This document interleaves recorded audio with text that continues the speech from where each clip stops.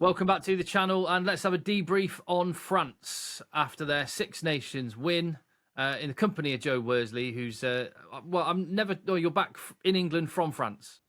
Yeah, when you see the naked picture of me behind, I'm in England. When you see me in the sun eating food in a square or at a stadium, I'm in France. Tough gig, tough gig. Right, there's going to be lots of videos coming in the channel, and Joe's just mentioned it when he's back in France, eating food, soaking up the sun. That's because he's trying to help mount a promotion charge for Brive, and we're going to be talking in other videos coming very soon about the top 14 and the situation in Pro de Deux as well, which is getting very exciting at this time of the year. But right now, it's about the national team. France have won the second Six Nations title under Fabien Galtier. Having been back in France a little bit, Joe, what's the mood and the assessment of France? They're very happy with where they're going. They realise they got a great generation of players and another one behind it coming through. So the depth they got coming through, they're very, very excited about. Obviously, people are a bit pissed off about Dupont getting injured, but hey, world's best player, you're going to be pissed off, aren't you? I think most people accept it as a rugby injury. Now, they're very excited about the result. I think people are still aware of the weakness of the team to, like the England game, a game they should have won, they lost. So there's still that awareness of a team it's not quite perfect yet. Yeah, I was wondering how long after the celebrations and the ski masks and champagne and all the rest of it coming out were the guys sat there going, damn, this should have been a Grand Slam. I think a championship like that is always tainted because you missed out on that Grand Slam opportunity. I think I played in several England teams where the same thing happened. It felt like a defeat. That one year at Scotland, we didn't even bother to go and get the trophy off Princess Anne because everyone was so pissed off that we hadn't won the Slam.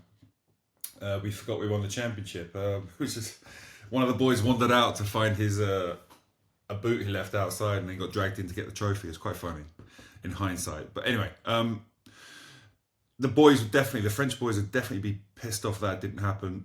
But winning the championship now is probably a bigger deal back then because there's more. I think it's much more competition. It's much more difficult to do a Slam than it was before.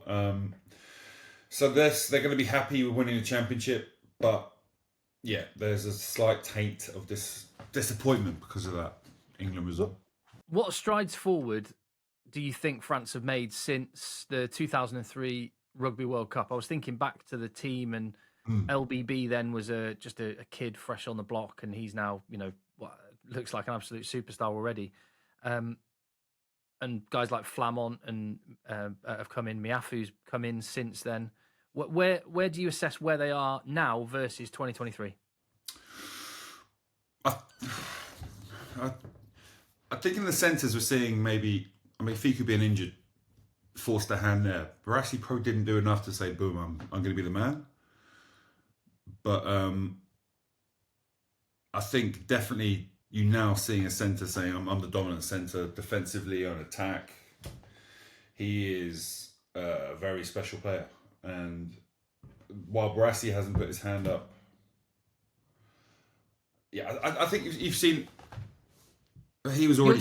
Sorry, Joe, to jump in. You're so right. The biggest issue I've had with France since 2023 is that their whole game just Dante was the glue that brought it all together. He was that focal point, and they haven't had that, and it's been the one piece missing. But Moefana has solved that problem by the look of it. Yeah, and he's I think 24. He did play in the World Cup, around that World Cup period, but he wasn't. I'm the man. Now I think he's the man.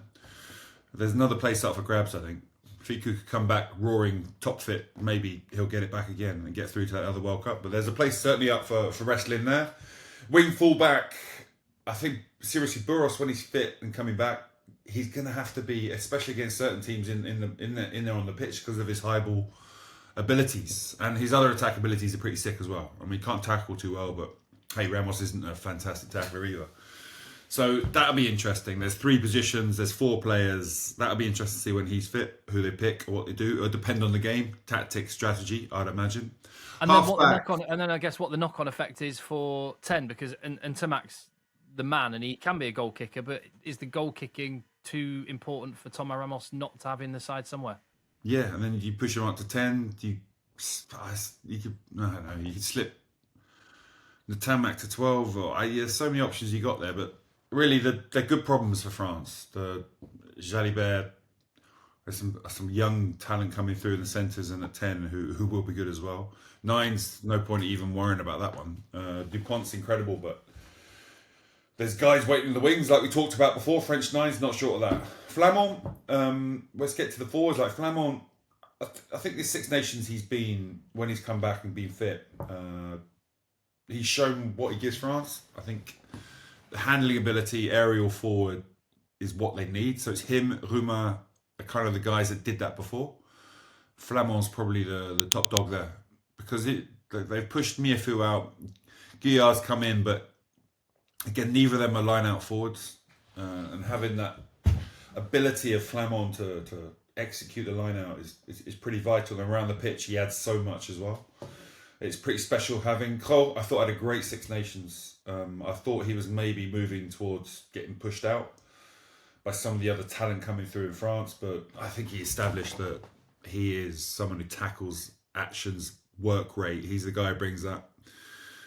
Baudin is still probably a guy not 100% certain of his position. He's nearly there. He's nearly the guy who's, I'm the man for 5 years. He's not quite there yet, I'd say. And Aldrich's got another World Cup in him at least, so that's pretty sweet. And front row, like we raved about, was a revelation in the Six Nations for me. Scrummaging, prop basics, and then just suddenly he's become a ball handler in the background. Pretty incredible development of him.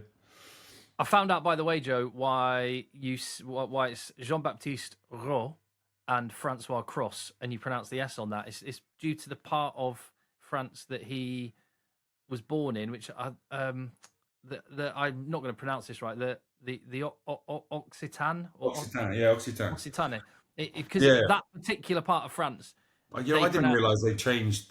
They pronounce the S's there, so they pronounce the S's where he's from. So because that's where he's from, everyone goes, "Oh, well, that's how we say that one specifically." But that's the only reason. I didn't know that after those years in France. I thought it was just one of those idiosyncrasies of the language, but it's good. Occitan. There's a language. They got their own language. Different dialects around that part, the rugby part of France. It's a big part of it is the Occitan. Well, interesting. There you go. Yeah. Right. So it's interesting what Romain Ntamak said in the aftermath of the Six Nations. He was being interviewed and he was asked about the summer tour and said he would love to play in New Zealand. It would be a privilege to go to New Zealand. And he referenced the fact that his dad played there in the game that was the last time anyone beat New Zealand at Eden Park. Yeah, imagine being a young kid away your dad playing rugby and then watching that try that Emile Ntamak was part of in Eden Park. It was an incredible try. A try from the end of the world, they called it, didn't they? It was amazing, and I can see why he'd have a motivation to go there. Not just because going to New Zealand, playing in New Zealand is an incredible experience. As development as a rugby player, you want to do it. It's just a shame with the commercial strength of the top 14 kind of impinges on that a little bit, huh? Yeah, so there's it's clearly that they've come. I mean, I know New Zealand would love to have a really strong French team. Fabien Galtier has had to pour cold water, exactly like you say. The realities of the commercial side of the top 14, that it finishes only the week before the first test against New Zealand, and Fabien Galtier was pointing out that the workload on the players, that a lot of them will be up to 35 games by the time that comes around, and he's more interested in having them available for the Rugby World Cup. Yeah, but Tamak's missed quite a bit of rugby, hasn't he, recently? Yeah, I did wonder that. But Stade Toulousain, should they, and we imagine they probably will get to the top 14 The problem is if he final. goes, then he has no pre-season. He'll roll straight into next season. He'll have to miss the first game of the season and he'll start to ease his way back in. I mean, they won't be fans. Super fans are doing that, I wouldn't have thought. Well, whatever team goes there, and thinking not just of the summer tour, but beyond, what do France need to do to level up again? We've seen some steps forward being made there. Their maul, the power that they've got, the young guys that have come in, but where can they or do they need to improve if you think long-term to matching up well against South Africa, New Zealand and the rest in 2 years' time? I think that high ball game, that can be personnel like Burros, like we talked about. That can be them reacting like they did in the Ireland game.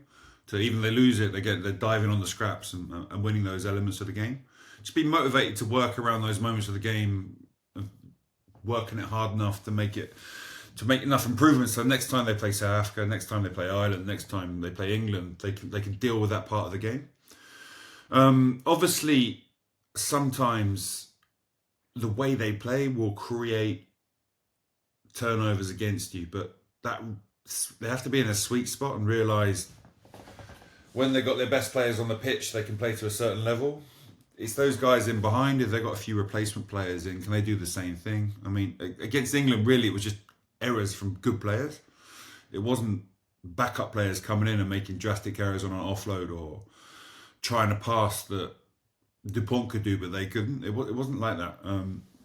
It was more just errors from very good players. So it's just that one performance. Sometimes like England, like South Africa to an extent, where they don't realise the opportunities they got.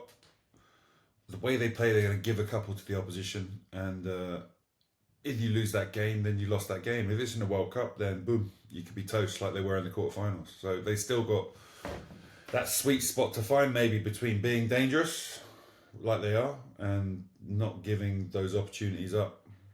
Obviously, an element of finishing their scores that we saw against England.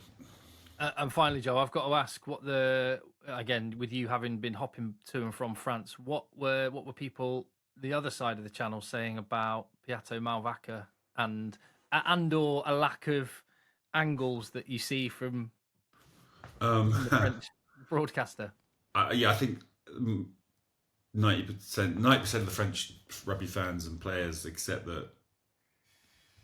A lot of them say there probably wasn't a good angle to do it. They argue that. However, yeah, I joke about it, but I mentioned it to the guys. We were talking about another red card incident we had with Brief and head on head, and it naturally gravitated towards, unless you're Mavaka, you're not going to get a red card in this situation as a joke. And I think most of them accept that you're probably a bit lucky there. They were a bit lucky. That seems to be my sense. Right, cool. That is France wrapped up. If you had to sort of give their score in the Six Nations out of 10, 8. Yeah, I'd go for that. Holiday. I think it might get viewed. They're champions in the record books, but it might get viewed as the Grand Slam that got away for them. They were significantly better than every other team. Definitely. But maybe that's to England's credit that they managed to hang in there. But class. Right, hit subscribe on the channel, give the video a thumbs up, and as I mentioned, there are videos coming very soon as we refocus on the top 14 and Pro D2 playoff run.